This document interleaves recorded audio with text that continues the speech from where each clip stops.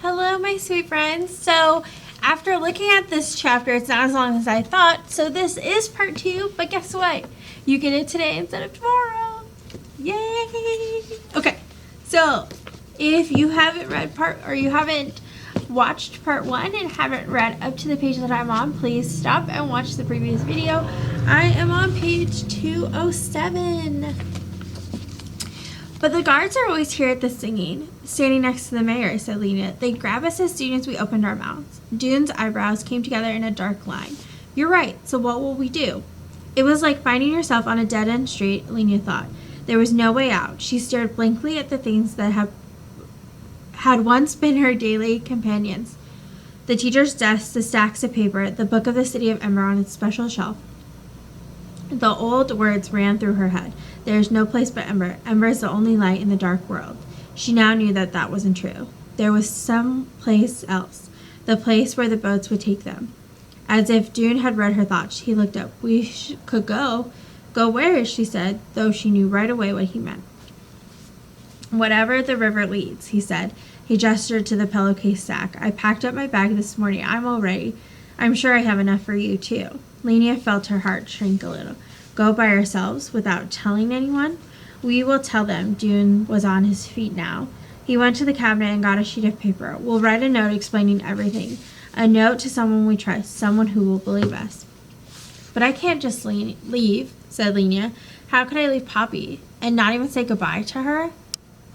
Not know where I'm going or if I'm ever coming back? How could you go without saying goodbye to your father? Because, said Dune, once they find the boats, the rest of Ember will follow us. It's not as if we're leaving them forever. He strode across the room and rummaged in Miss Thorne's desk. Who shall we write the message to? Lenia wasn't sure about this idea, but she couldn't at the moment think of a better one. So she said, we should write it to Clary. She's seen the instructions, she'll believe what we say, and she lives close by, just up in Toric Square. Okay, said Dune. He pulled a pencil from the desk drawer. Really, he said, this is a perfect idea. We can get away from the guards and leave our message behind us, and we can be the first ones to arrive in the new city. We should be the first because we discovered that way. Well, that's true, Lenia thought for a minute. How long do you think it will take before the rest of them find the boats and come? It's a lot of people to get organized. She numbered on her fingers the things that could happen. Clary will have to get the head of the pipeworks to go down with her and find the boats. Then she'll have to make the announcement to the city. Then everyone in Ember will have to pack up their things, troop down to the river, get all those boats out of that big room, and load themselves in. It could be a big mess, Dune. Poppy will need me. She pictured frenzied crowds of people, and Poppy tiny and lost among them. Poppy has Mrs. Murdo, said Dune. She'll be fine. Really, Mrs. Murdo is very organized. It was true. The thought of taking Poppy with her on the river, which had darted into Lenia's mind, darted out again. I'm only being selfish, she thought, to want to have her with me. It's too dangerous to take her. Mrs. Murdo will bring her in a day or two. This seemed the most sensible plan, though it made her so sad that it cast a shadow over the thrill of going to the new city. What if something goes wrong? Like she said. Nothing will go wrong. It's a good plan, Lenia. We'll be there ahead of everyone else. We can welcome them when they come. We can show them around. Dune was bursting with eagerness. His eyes shone, and he jiggled up and down. Well, all right, Lenia said. Let's write our message then. Dune wrote for a long time. When he was finished, he showed what he'd written to Lenia. He'd explain how to find the rock with the E, how to go down to the boat room, even how to use candles. It's good, she said. Now we have to deliver it. She paused for a moment to see if she had any courage inside her. She found that she did, along with sadness and fear and excitement. I'll deliver it, she said. I'm the messenger after all. I know back ways to go where no one will see me. An idea struck her. Dune, maybe Clary will be home. Maybe she would keep us safe and help us tell what we know, and we won't have to leave right now. And Dune quickly shook his head. I doubt it, he said. She's probably with her singing group, getting ready. You'll just have to leave the note under her door. Lenia could tell from his tone of voice that Dune didn't really want Clary to be home. She supposed he had his heart set on their going down the river by themselves. Dune glanced up at the clock on the schoolroom wall. It's a little after 2, he said. The singing begins at 3. After that, everyone will be in Harkin Square, and the streets will be empty. I think we can get to the pipeworks safely then. Why don't we leave about 3:15? You still have the key? June nodded.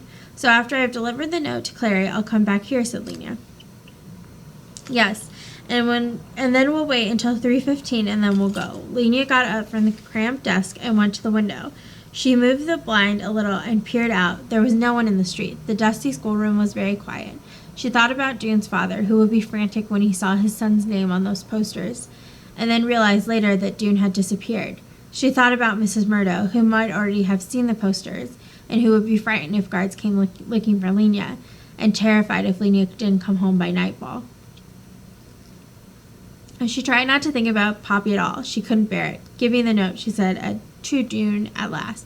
She folded the piece of paper carefully and put it in the pocket of her pants.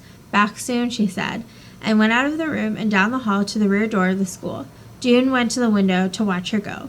He moved the blind aside just enough to see out into Pip Street. There she was, running in the long-legged way, with her hair flying.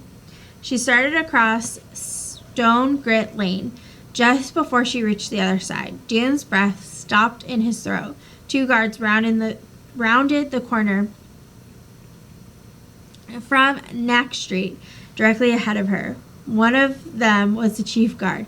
He leapt forward and shouted so loudly June could hear him plainly through the glass. "That's her! Get her!"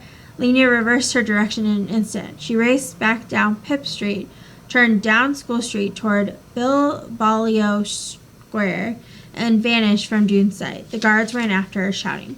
June watched, sick with horror. She's much faster than they are, he told himself. She'll lose them. She knows places to hide. He stood frozen next to the window, hardly breathing. They won't catch her, he thought. I'm sure they won't catch her. Okay, so that is the end of chapter 15. Please be looking out for chapter 16. I hope you're enjoying.